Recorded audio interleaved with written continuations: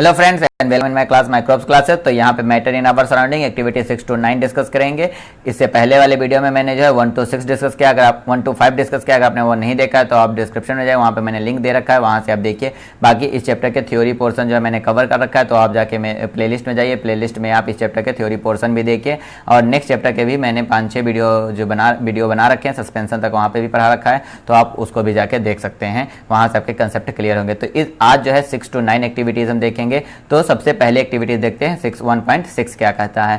1.6 जो कहता है वो कहता है कि play this the game in the field, make the 4 groups and form the human chain as suggested. बता रहा है कि आप सब लोग फील्ड में जाइए और एक गेम खेलिए। इस गेम में जो है पूरे क्लास को 4 भागों में बांट दीजिए और वो 4 भागों में बांट के कुछ ह्यूमन चेन बनाना है। तो चेन बनाने का जो है प्रोसेस यहाँ पे आपको बताया जा रहा है। पहला जो ग्रुप है वो ऐसा चेन बनाएगा कि वो जो है बैक टू बैक, मतलब जो कमर है उसको पकड़ के रखेगा, जैसा कि डांस में मतलब ईदो मिस्मी डांस में होता है। मतलब अगर आपने इधर मणिपुर के डांस देखे होगे तो आपको याद होगा कि जैसे एक बंदा दूसरे बंदे के बैक साइड से हाथ ले जाके कमर पकड़ेगा, दूसरा बंदा तीसरे बंदे के बैक साइड से हाथ ले जाके कमर पकड़ेगा। तो इस तरह से एक दूसरे को होल्ड करके एक जो है ह्यूमन चेन बनाएंगे हम। तो पहला ग्रुप ये करेगा। दूसरा ग्रुप का क्या काम है कि दूसरा ग्रुप जो है हाथ से हाथ पकड़ के ह्यूमन चेन बनाएगा। और तीसरा ग्रुप एक ऐसा ग्रुप होगा जो कि फिंगर टू फिंगर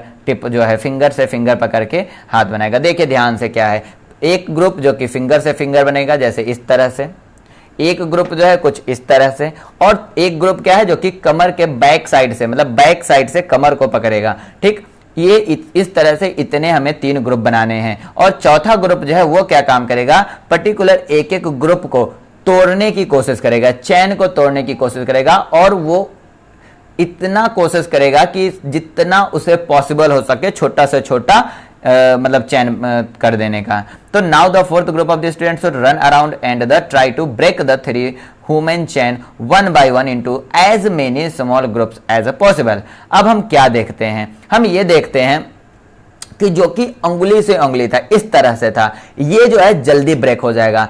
और इसके बाद जो हाथ वाला था ये जल्दी ब्रेक होगा। और जो बैक साइड से जो कि कमर पकड़ के रखे गए थे, जो कि डांस की तरह परफॉर्म कर रहे थे, वो सबसे देर में ब्रेक होगा, या उसको ब्रेक करने में बहुत ही ज्यादा एनर्जी वेस्ट करना पड़ेगा। तो ये चीजें हमें समझ में आती है कि इसको देखने पर। अब हमें होता है कि which group was the easy to break. तो जो कौन सी है, थर्ड ग्रुप जो है जो कि फिंगर टू फिंगर पकड़ रखे हैं, ये जल्दी होगा। If we consider each student as a particle of the matter, then in which group particle held each other with the maximum force। तो किस ग्रुप का होगा, फर्स्ट ग्रुप का, क्योंकि उसका बाउंडेशन कैसा है, वो बहुत ही कंजस्टेड है, बैक साइड से हाथ ले जाके कमर को पकड़ रखा है। मतलब उसको तोड़ने के लिए हमें मैक्सिमम एनर्जी देनी पड़ेगी, मैक्सिमम फोर्स लगाना पड़ेगा। तो फर्स्ट ग्रुप जो है वो टाइटली बाउंडेड होगा, सेकेंड ग्रुप जो है hand to hand moderate bounding होगा, और सबसे कम बॉन्डिंग किसकी होगी,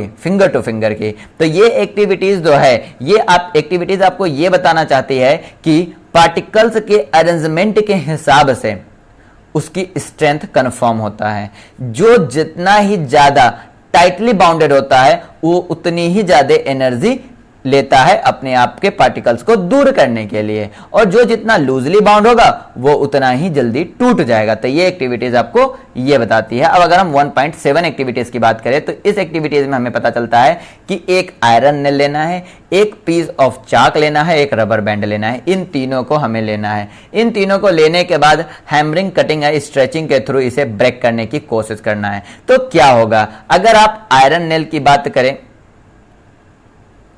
तो आयरन नेल की अगर बात करते हैं तो आयरन नेल को तोड़ने पर बहुत ही ज्यादा एनर्जी हमें देना पड़ेगा। हैमरिंग से अगर हम तोड़ते हैं तो बहुत ही मुश्किल होता है, बहुत ही टाइटली बाउंडेड होता है आयरन नेल के पार्टिकल। लेकिन यहीं पे अगर चाक के पार्टिकल की बात करें तो चाक का पार्टिकल लूजली बाउंडेड होता है, वो इजिली ब्रेक हो जाता है। और रबर बैंड की बात करेंगे, उसे हम स्ट्रेचिंग करेंगे तो वो भी हमारा लोहे की आयरन नेल से पहले ही टूट जाएगा। जितना आयरन नेल को एनर्जी देनी पड़ेगी उससे कम एनर्जी पर हमारा रबर बैंड टूट जाएगा।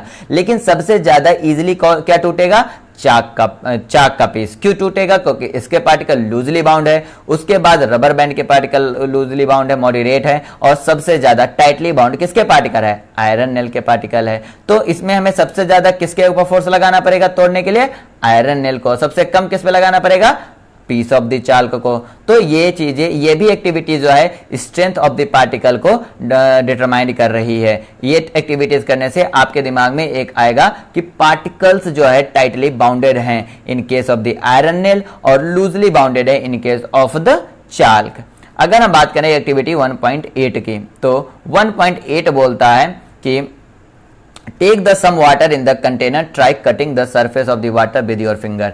हम जब भी फिंगर से किसी भी वाटर के सरफेस को काटते हैं तो हमें यह पता चलता है कि जैसे फिंगर हटा लेते हैं वो हमारा फिर से दोनों के दोनों लेयर एक दूसरे पर आ जाते हैं, मतलब वो कटते नहीं हैं। ये क्यों नहीं कटते? इसका रीजन होता है कि एक ही पदार्थ के जो पार्टिकल्स होते हैं वो एक अपना एक फोर्स रखते हैं जिसे हम कोहेसिव फोर्स कहते हैं। कोहेसिव फोर्स जो होता है अट्रैक्टिव फोर्स होता है और ये एक पार्टिकल दूसरे पार्टिकल को अपने पास रखने के लिए यूज होता है। मतलब एक ही पदार्थ के सेम पार्टिकल्स के बीच में लगने वाला अट्रैक्टिव फोर्स कोहेसिव फोर्स होता है। कोहेसिव फोर्स के कारण ही वाटर जो होती है प्लांट में ऊपर की तरफ आता है। ठीक, तो यहां पे है what you able to cut the surface of water. यहां नहीं, हम नहीं कट पाते, क्योंकि जैसे काटते हुए फिर से वापस दोनों लेयर मिल जाते हैं। क्यों मिल जाते हैं? क्योंकि उनके पार्टिकल के बीच में कोहेसिव फोर्स लगता है और कोहेसिव फोर्स उन दोनों को फिर से एक पास ले आता है। ठीक, एक्टिविटीज 1.9 की बात करेंगे तो एक्टिविटीज 1.9 में बोला गया है collect the following article, pen, book, needle, piece of the wooden stick. देखिए ये यहाँ पे ये जो एक्टिविटी 1.9 ये आपकी सॉलिड स्टेट के ऊपर है। सॉलिड स्टेट के कैरेक्टर इस एक्टिविटी से आपको पता चलेगा। दूसरा काम हमें क्या करना है कि हमें एक फोटोग्राफ बनाना है, स्केच करना है the shape of the article in your notebook by moving the pencil around them. तो चाहे आप पेन का बनाओ या बुक का बनाओ या नेडल का बनाओ या piece of the wooden stick बनाओ, सबकी एक स्पेसिफिक डिस्टिंक्ट बाउंड्रीज आपको नजर आएगी। ठीक, बाकी इन सारे पार्टिकल, इन सारे सबस्टेंस को अगर हम रखते हैं तो हमें यह पता चलता है कि ये सब के सब कुछ स्थान को घेरते हैं, मतलब फिक्स्ड वॉल्यूम होती है, इनकी शेप जो होती है फिक्स्ड होती है और ये डिस्टिंक्ट बाउंड्रीज अपने पास अपने चारों तरफ रखते हैं। उसके बाद अगर हम बात करें इसको हैमर या पुल या ड्रॉप करते हैं, इनको गिराने की कोशिश करते हैं, तो ये जो है अपने जो स्ट्रक्चर है उसको मेंटेन करने की कोशिश करती है। मतलब इसे तोड़ने के लिए हमें उनके पार्टिकल्स के बीच लगने वाले फोर्स से ज्यादा फोर्स अप्लाई करना पड़ेगा, तब जाके वो टूटेगा। अगर हम बात करें डिफ्यूजन की, तो डिफ्यूजन का होता है मतलब कि the movement of the particle from the higher concentration to the lower concentration.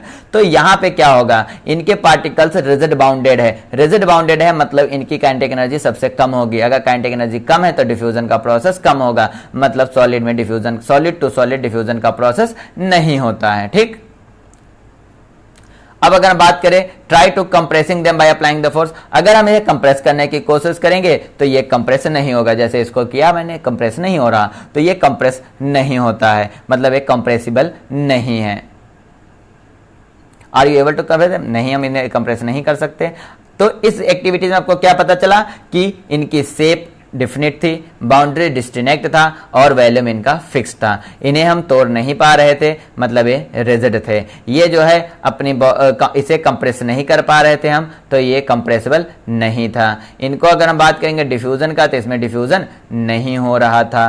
ठीक, तो ये सारे किसके कैरेक्टर है? सॉलिड स्टेट के कैरेक्टर है। तो ये एक्टिविटीज आपको किस चीज की कैरेक्टर को स्टडी करा रही है?